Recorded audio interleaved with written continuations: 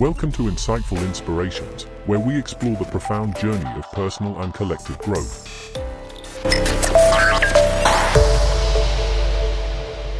Hey there, future educators. Welcome back to our channel. Today, we've got something special for all you CTET exam aspirants out there. Now, I know becoming a teacher isn't a walk in the park. मेरे को idea है भाई, अब उन गांव में ना professor बन जाएंगे, इतिहास पढ़ाएंगे भाई। अरे तेरे को और मेरे को इतिहास क्या है, घंटा मालूम है। But trust me, with the right strategy, it's a goal within reach. कौन लगाएगा छलांग? कौन लगाएगा? हम लगाएंगे सर। हम लगाएंगे छलांग। हम लगाएंगे छलांग सर, हम लगाएंगे छलांग। And why does it matter? Because being a teacher means you hold the power to shape minds, influence lives, and impact society in a profound way. In this educational video, we'll break down the core ideas you need to ace that CTET exam. We'll explore the concept of development, a crucial aspect that not only defines your students' growth but also shapes the future of our community. But don't worry, we're keeping it simple, interesting, and most importantly, valuable for your exam preparation. So, whether you're a seasoned student or just starting out, hit that subscribe button, because we're about to make your journey to becoming a remarkable teacher a whole lot easier. So grab your notebooks, get ready to absorb some knowledge bombs, and let's dive into the world of development together. This is your pathway to success. Let's get started.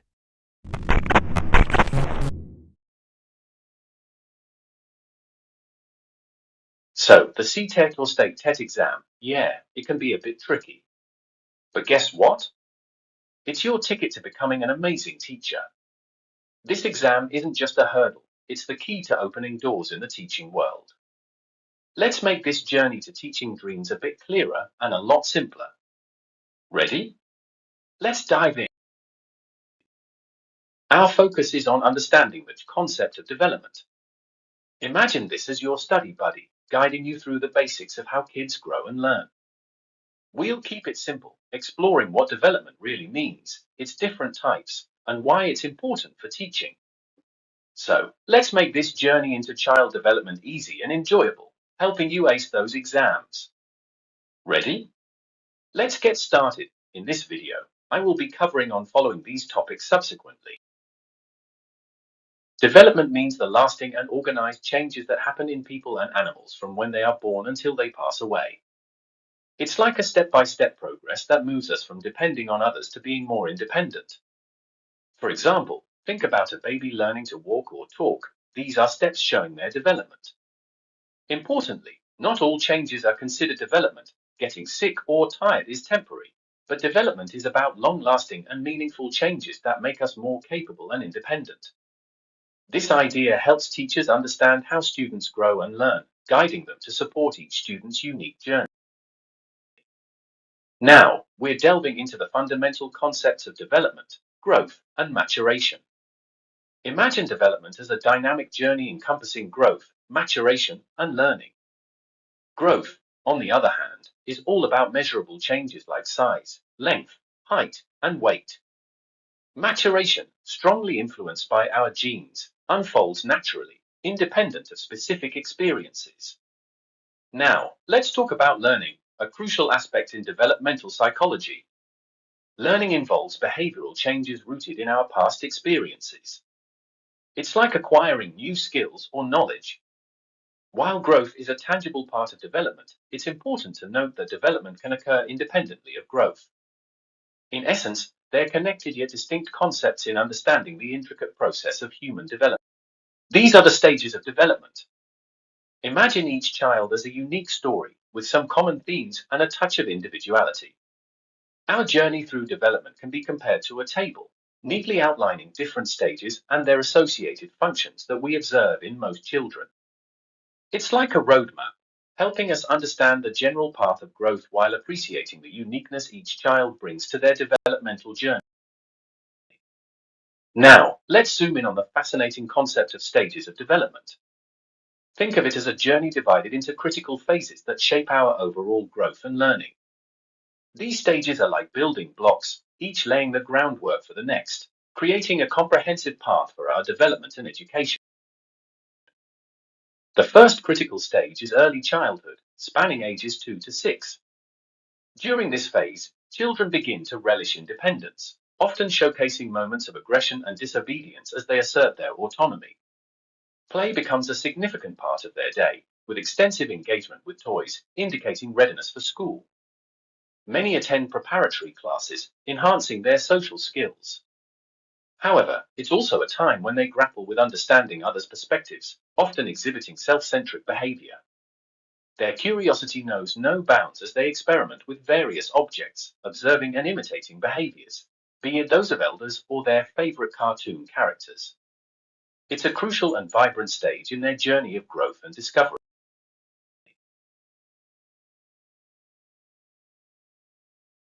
Now, later childhood, spanning 6 to 12 years. This phase, often known as the troublesome or elementary school stage, sees children dedicating more time to peer groups than their parents. They actively seek acceptance from peers, navigating conflicts over seemingly trivial matters.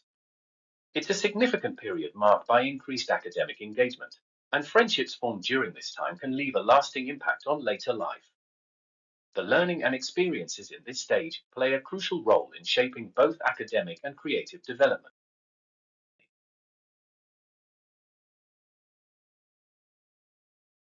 Next, adolescence, a critical stage spanning ages 13 to 19.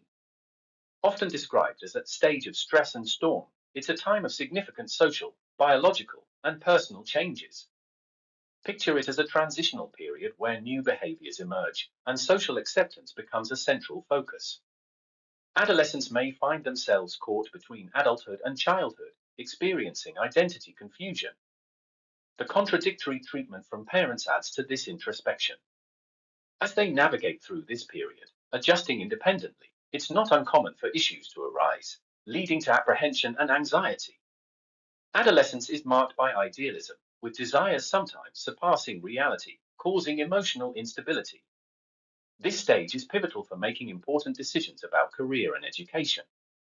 James Marsh's identity types, including achievement, foreclosure, diffusion, and moratorium, help us understand the intricate journey of identity formation during this crucial frequently. We're diving into the various types of development, each playing a crucial role in shaping individuals. Let's explore each in more detail subsequently. First up is physical development. This involves changes in height and weight, basically how our bodies grow. Think of it like following a cephalocaudal sequence, where development starts from the head and moves down to the rest of the body. So, when you see a toddler growing taller and gaining weight, that's physical development in action. It's all about those quantitative changes shaping our body.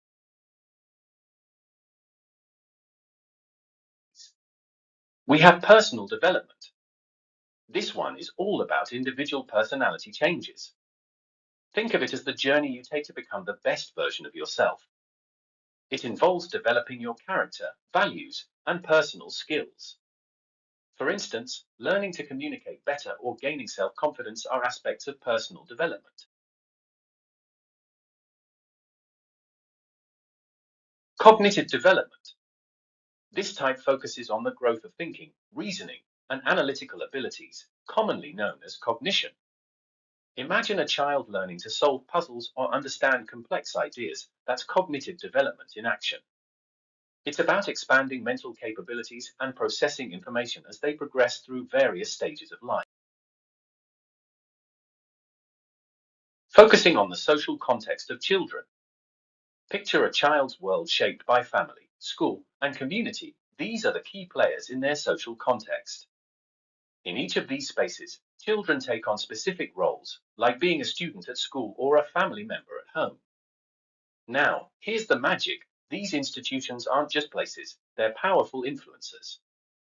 The family, school, and community significantly impact how a child grows, learns, and becomes who they are.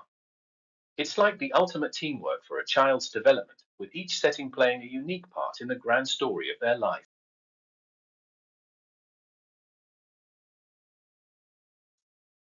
Social development, the heart of social development revolves around how children shape the social side of their personality.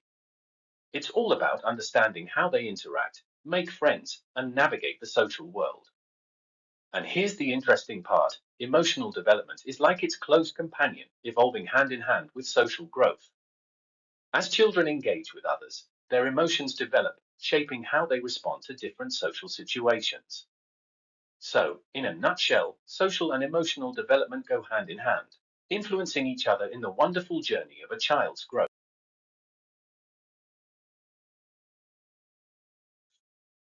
Moral development. It's about justifying actions, deciding what's right or wrong. For instance, a child may share toys because it feels good, showcasing an early stage of moral development. So, let's unravel the fascinating journey of how our sense of right and wrong evolves in the realm of moral development.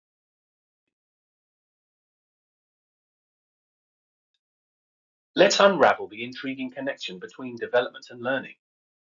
Some folks debate whether learning sparks development or development guides learning, like Jean Piaget, who is Swiss developmental psychologist and philosopher, did. Think of it this way: the curriculum for each grade aligns with how kids typically grow and learn. When we teachers use methods that fit these growth patterns, learning becomes a breeze for our little learners. Knowing these developmental patterns is like having a superpower for teachers and parents. It helps us understand where kids are at in their learning journey and tailor our support accordingly. Let's explore the interconnected world of development and learning through different domains. Think of these domains like buddies: cognitive, thinking; affective, feeling; and psychomotor, doing. They're all pals, and when one grows or changes, it nudges the others along. It's like understanding that when one friend in the trio has something going on, the whole group feels it.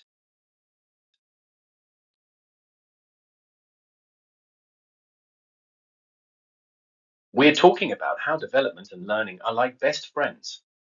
When kids learn to walk, it's a development thing, right?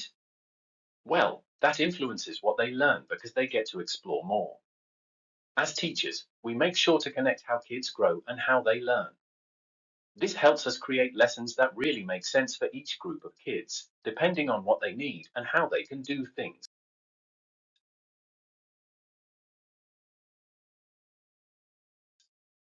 We're talking about how learning and development are like best friends. They help each other out.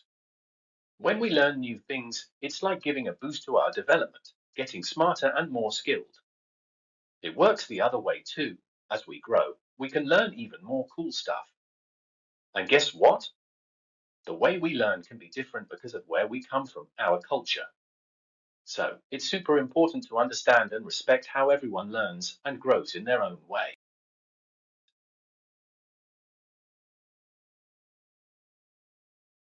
Let's talk about why the early years are super important.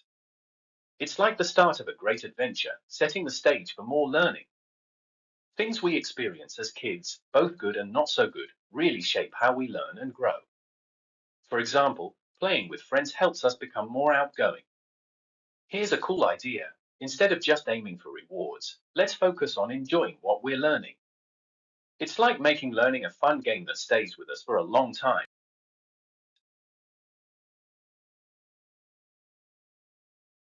Now, coming to the principles of development. There are 8 principles of development.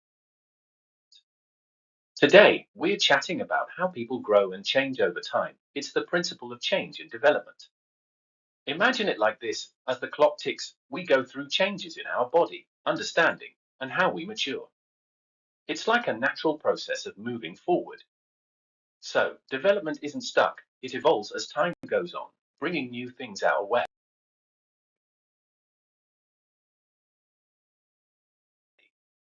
Today, we're talking about why early development is super important.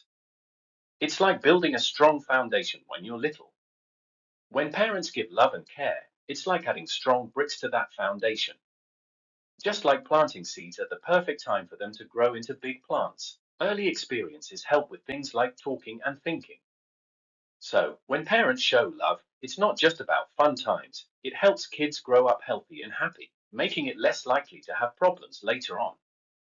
Let's cherish the early years because they set the stage for a great future.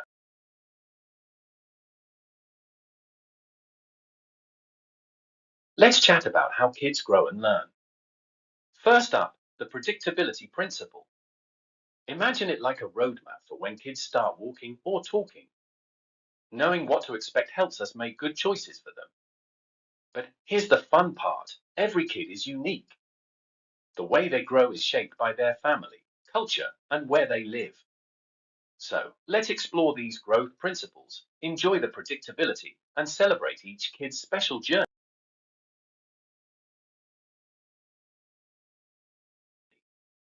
Let's unpack a key principle in child development, the interaction between heredity and environment. It's like a dance between our genes and the world around us. Heredity, our genetic code, sets the stage, especially in physical traits. Think of it as the blueprint. On the other side, the environment adds the colors and textures, contributing quality to the developmental canvas. Interactions with family, friends, and society bring in different shades, shaping us in many dimensions.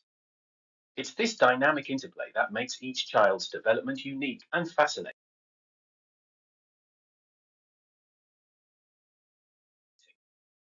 Let's explore a crucial principle of development, the principle of individual differences. In this fascinating journey of growth, there's no one size fits all. Each person takes their unique path, and there's no fixed rate for development. Why?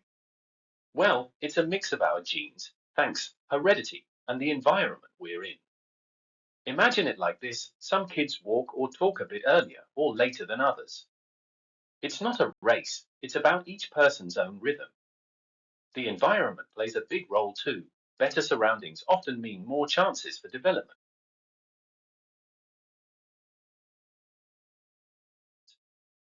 We're talking about how kids grow, and there's this cool thing called the principle of expectations.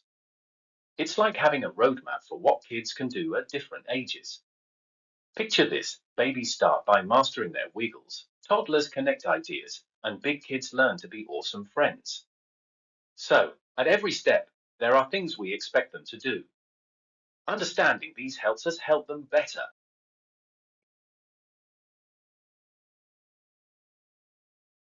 Let's chat about how we grow and learn. Imagine growing up is like leveling up in a game. The principle of association of maturation and learning says our body's growth, we call it maturation, helps us gain new skills. It's like unlocking superpowers as we get older. Also, learning and growing follow a cool path from dealing with simple stuff to understanding more complex things. Think of it like going from playing with toys to thinking about big ideas. And guess what? Our body changes, like growing taller, actually influence how we learn.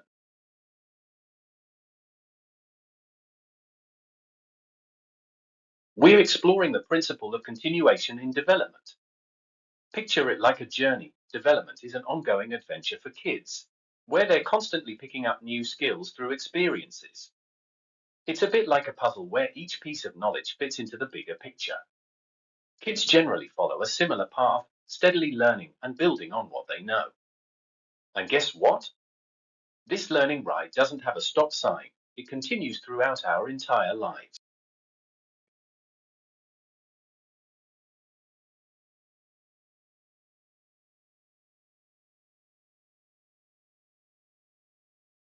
Here, it comes heredity and environment.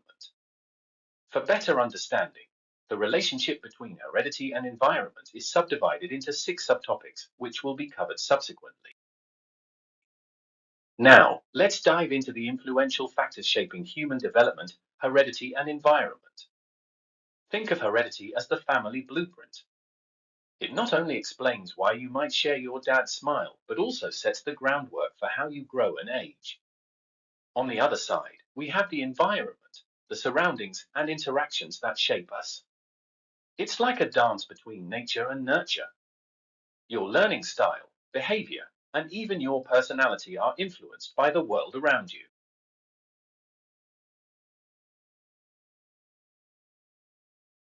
Now, focusing on genetic makeup and traits. It's like having a genetic recipe passed down from our parents. Ever wonder why you might have your mom's eye color or dad's height? That's heredity at play. Your genes, the tiny bits in your DNA, carry the instructions for these traits. So, if your mom has beautiful blue eyes, and you do too, that's the magic of hereditary traits. It's like inheriting a unique set of characteristics that make you, well, you.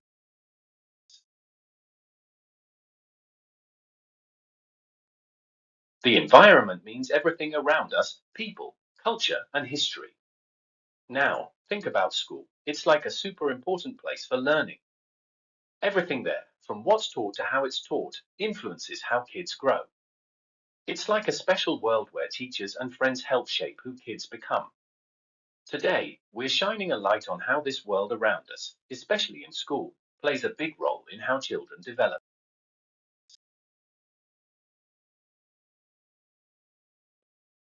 Heredity versus environment. It's like a big debate about whether our genes or the world around us shapes us more. Think of genes as a plan and our surroundings as the stage where we grow. Turns out, both are super important, but it's a bit tricky to say which one has more impact. It's like trying to figure out if the chef or the ingredients is what makes a dish special.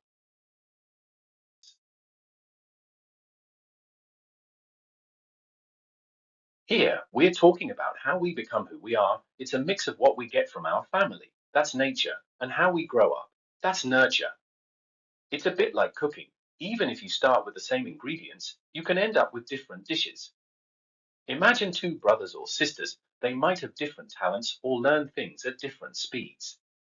That's because, besides what they get from their family, how they grow up and what they experience, like school or friends, also shapes who they become.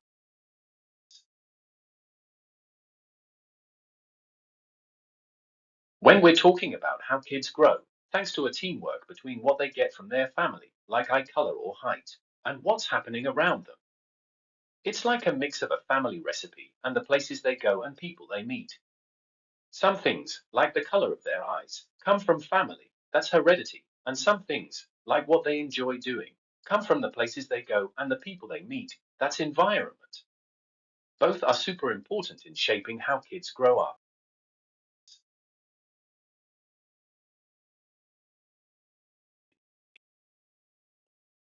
There are four principles of heredity as flashed in the screen. When we're talking about how we inherit stuff, and it's all about our chromosomes. When a baby is made, they get 23 chromosomes from each parent. Now, most of them are the same for everyone, like building blocks. But the 23rd one decides if the baby will be a boy or a girl. There are two types, X, which is like a long letter, and Y, a small one. Girls get an X, and boys get both X and Y. It's like a special code that makes each of us who we are.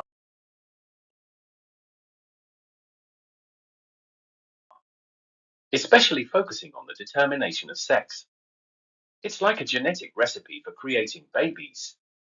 If there's a combo of X chromosomes, voila, you get a little girl. But add in both X and Y chromosomes, and you've got yourself a bouncing baby boy. It's a bit like nature's way of mixing and matching to bring about the wonderful diversity we see in the world. So, when it comes to understanding how we inherit traits and determine gender, it's all in the genes.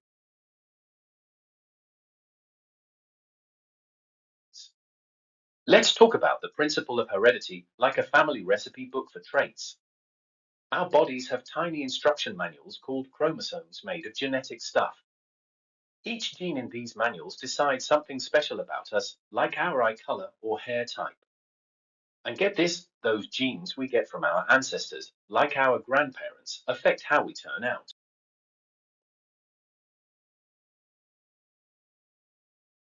Now, talking about the principle of heredity, looking at something called chromosomal abnormalities.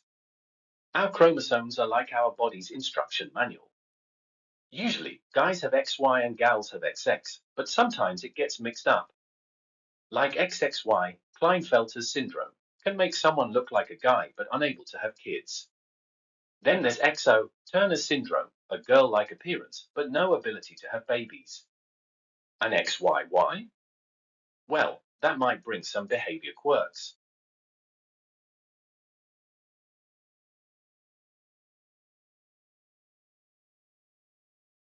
covering 4 case studies related to the role of heredity and environment in development.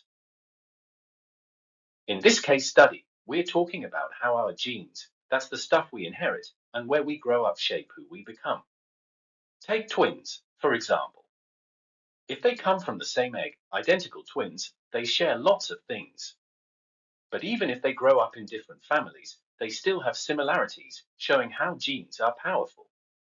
There are also twins from different eggs, fraternal twins, who share some things but are still unique. There's a cool example with twins, Jim and Jim, who grew up apart.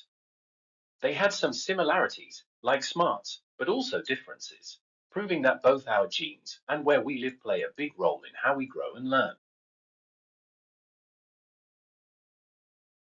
2 twin girls in a study by Giesel and Thompson. They grew up in pretty similar places. When they were 14, they looked alike and were smart in similar ways. But when they looked closer, the way they acted and how smart they were had some differences. That's because both our family traits, genes, and where we grow up, environment, play a big role in how we turn out. It's like having a mix of ingredients that makes us who we are. Meet Oscar and Jack, who were raised in different places with different beliefs. When they met after 40 years, they still had some similar ways of talking and thinking. That's because our genes and how we grow up work together to make us who we are. Sure, they had some differences too, because of their unique upbringings. It's like a cool mix of nature and nurture shaping who we become. Let's talk about how our genes and surroundings shape us. Imagine identical twins as having the same genes, like 2 peas in a pod. Fraternal twins are more like regular siblings, with different genes. Now, our traits, like how we look or act, are influenced by a mix of genes. It's a bit like a genetic dance. Understanding this helps us see how our unique qualities come together. So, in our case studies today, we'll explore this dance and see how genes and the environment team up to make us who we are.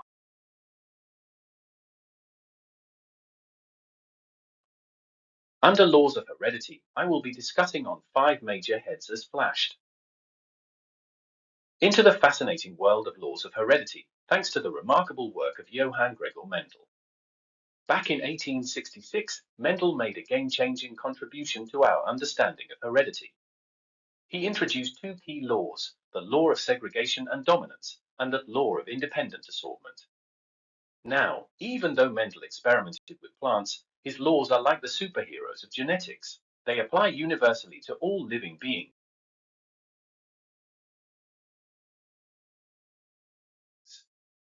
The law of segregation and dominance. Think of it like a family story. Sometimes, traits that you don't see in one generation can still come back and be more noticeable in the next. It's like a genetic surprise waiting to happen. So, even if some things don't show up in your family right away, they might show up in the future.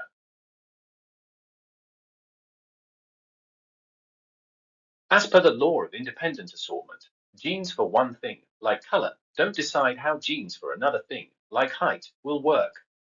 It's a bit like picking different colored candies. Grabbing a blue one doesn't predict what color the next one will be.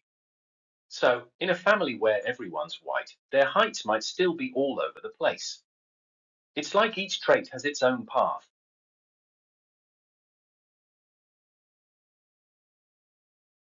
How genes and surroundings work together for a child's learning journey. It's like a teamwork. Think of genes as the instructions and the environment as the place where things happen. When both work well, a child grows and learns better. Even if a child has great genes, a not so good environment can make it tricky. On the other hand, even with not so great genes, a supportive environment can really help.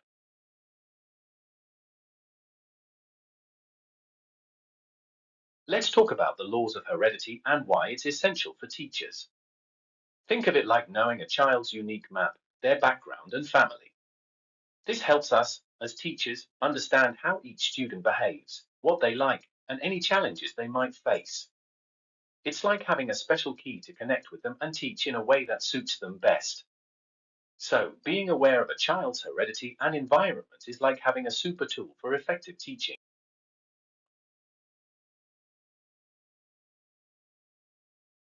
Now, let's put our understanding to the test with a sample question related to the covered topics. Thank you and all the very best.